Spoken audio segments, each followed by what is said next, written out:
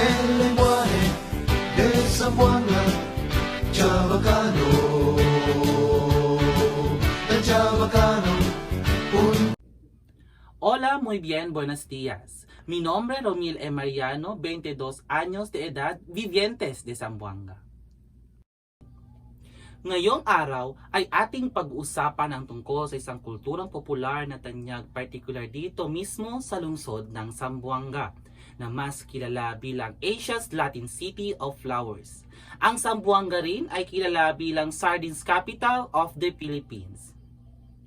Anong kultura nga ba ang tanyag dito sa Zamboanga? Ang mga taong naninirahan sa lungsod ng Zamboanga ay tinatawag na Zamboangueño. Karamihan sa mga ito ay nagsasalita ng wikang Chavacano. Ngunit, ano nga ba ang lengguwaheng Chavacano? Ito ay isang Kriol na batay sa Espanyol na sinasalita sa ilang bahagi ng Pilipinas, tulad ng Zamboanga at Cavite.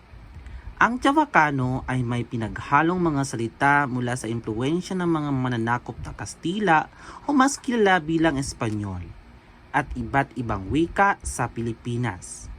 Ito ay isang mahalagang bahagi ng kultura at kasaysayan ng mga lugar kung saan ito sinasalita. Ngunit, gaano nga ba kahalaga ang Chavacano? Anong papel nito sa kultura?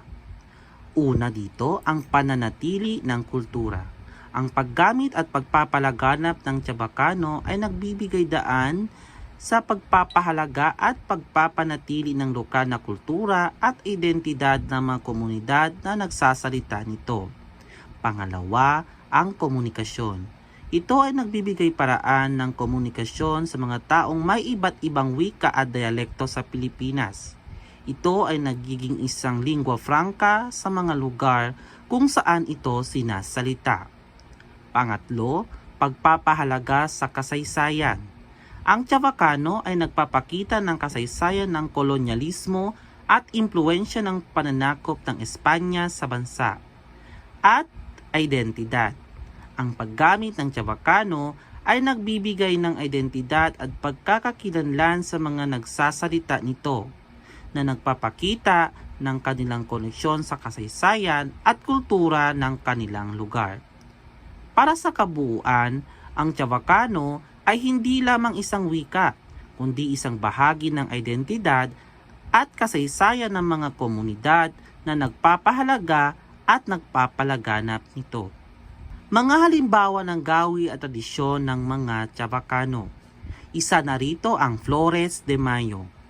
Sa Ingles, the Flower of May. Ito ay ginugunita tuwing Mayo para sa debosyon ng Poong Mama Mary, pag-aalay ng dasal at bulaklak. Kwaresma, mas kilala natin na mahal na araw o Holy Week. Kadalasang ginugunita sa buwan ng Marso o Abril, ang pag-aayuno, paggunita sa buhay at pagkamatay ng Poong May Kapal. Bautismo o pagbibinyag para maging ganap na Katoliko. Higit sa lahat, ang Chavacano ay likas na masayahin. Kaya't ano pa ang hinihintay nyo? Tara na't bisitahin ang lungsod ng Zamboanga. Chabacano.